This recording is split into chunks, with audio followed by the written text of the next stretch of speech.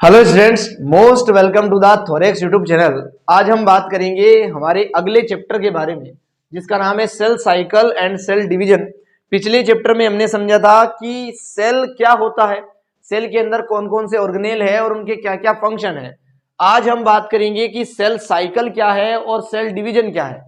अगर मैं बहुत ही सिंपल वर्ड्स में समझाऊं कि सेल साइकिल और सेल डिवीजन क्या है, तो हमने इतना समझा था कि कोई भी ऑर्गेनिज्म एक सेल का बना हो सकता है जिसे यूनिसेलुलर ऑर्गेनिज्म बोला था, और कोई भी ऑर्गेनिज्म बहुत सारे सेल का भी बना हो सकता है जिसे मल्टी सेलुलर ऑर्गेनिज्म बोला था।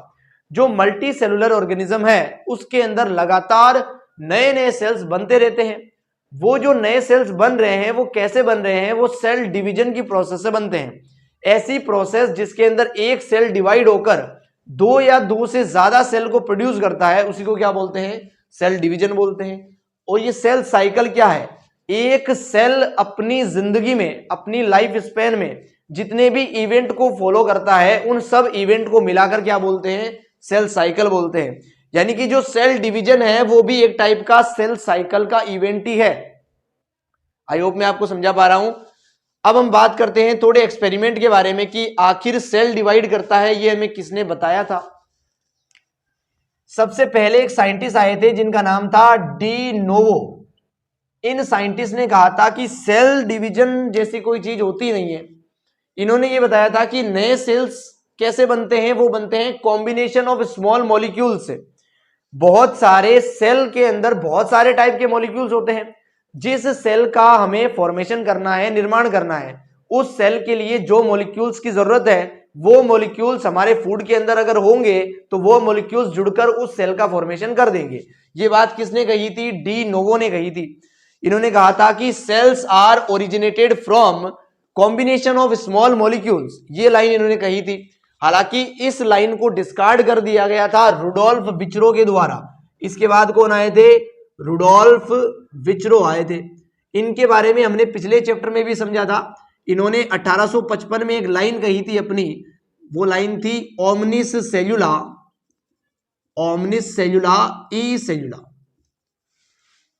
रुडोल्फ विचरो के आने से पहले डी नावो को काफी सम्मान दिया गया था कि इन्होंने ओरिजिनेशन ऑफ सेल के बारे में कुछ तो बताया था, लेकिन रुडोल्फ विचरो ने आकर इनकी बात को गलत प्रूफ किया।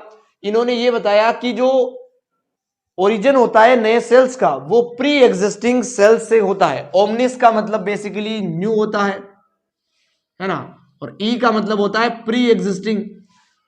नए सेल, सेल्यूला का मतलब सेल, बेसिकली नए सेल्स कैसे बनते हैं, प्री एग्जिस्टिंग सेल से बनते हैं। जब प्री एग्जिस्टिंग सेल के अंदर सेल डिवीजन होता है वो दो भागों में या दो से ज्यादा भागों में टूट जाते हैं तो क्या बन जाते हैं, नए सेल्स बन जाते हैं। ये बात किसने कही थी, रुडोल्फ विचरो ने कही थी 1855 में। इसके बाद ये माना जाने लगा कि सेल हमेशा सेल डिवीजन से ही बनेगा, कभी भी डी नोवो कंसेप्ट से नहीं बनेगा या डी नोवो थ्योरी से नहीं बनेगा। तो ये हमने समझा कि सेल डिवीजन को आखिर किसने इंट्रोड्यूस किया था। सेल डिवीजन को इंट्रोड्यूस किया था बेसिकली रुडोल्फ विचरो ने, जिन्होंने बताया था कि नए सेल कैसे बनते हैं, सेल डिवीजन से बनते हैं। तो सेल डिवीजन का इंट्रोडक्शन भी यहाँ पे हो गया। अगर मैं आपके सामने लिखूं कि ये सेल साइकिल क्या है, सेल साइकिल है क्या, तो मैं लिखता हूं total events in life span of a cell. एक सेल के लाइफ स्पेन में, पूरी जिंदगी में जितने भी इवेंट्स आते हैं उन सब को मिला के क्या बोलते हैं, सेल साइकिल बोलते हैं। अगर मैं सेल को समझाऊं आपके सामने, suppose this is a cell और इस सेल का न्यूक्लियस हमने छोटा सा ड्रॉ किया है। ये सेल क्या करता है, समय के साथ ग्रोथ करता है अपनी साइज में, और इसका न्यूक्लियस भी क्या करेगा, ग्रोथ करेगा ऑब्वियसली। जब इसकी एक ऑप्टिमम ग्रोथ हो जाएगी तो ये सेल क्या करेगा, दो या दो से ज्यादा पोर्शंस में डिवाइड करेगा। इसी को बोलते हैं सेल डिवीजन। ये नए सेल्स को प्रोड्यूस कर देगा कुछ इस प्रकार से डिवाइड करके। अगर यहाँ पे दो सेल्स बन रहे हैं तो इस सेल डिवीजन के टाइप को माइटोसिस बोलते हैं। अगर दो से ज्यादा चार बन रहे हैं तो इसे मियोसिस बोलते हैं। इनकी बात हम इस चैप्टर में भर भर के करेंगे। अभी आप सिर्फ इतना समझो कि ये जो प्रोसेस हुई है, ये जो इवेंट हुआ है, इसी को नाम क्या दिया गया है, सेल डिवीजन नाम दिया गया है। ये जो यहाँ पे इवेंट हुआ है इसी को नाम देते हैं सेल ग्रोथ। सेल ने बेसिकली ग्रोथ की है, उसके बाद क्या हुआ है, सेल डिवीजन हुआ है। तो ये दोनों इवेंट मिलकर कंबाइंड फॉर्म में क्या बनाते हैं, सेल साइकिल बनाते हैं। तो सेल साइकिल के अंदर क्या क्या आता है, सेल की ग्रोथ भी आती है और सेल का डिवीजन भी आता है।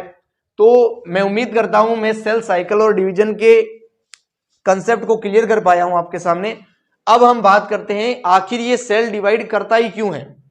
तो you please note this, then we further move on.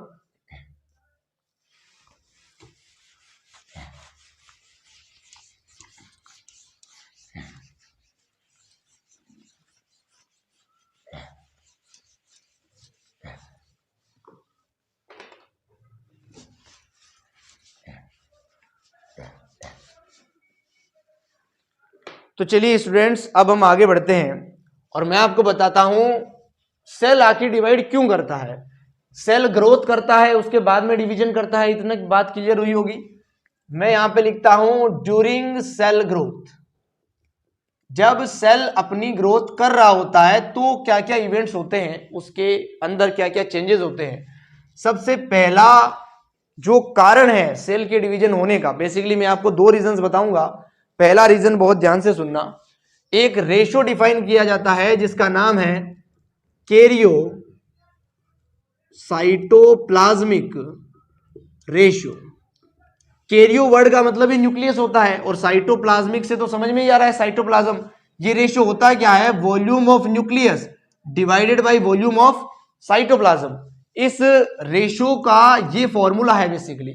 अगर न्यूक्लियस के वॉल्यूम को उस सेल के साइटोप्लाज्म के वॉल्यूम से डिवाइड करें तो हमें क्या मिलेगा, कैरियो साइटोप्लाज्मिक रेशियो मिलेगा बेसिकली। ये जो रेशियो है ये रिस्पॉन्सिबल होता है किसी भी सेल को डिवाइड करवाने के लिए।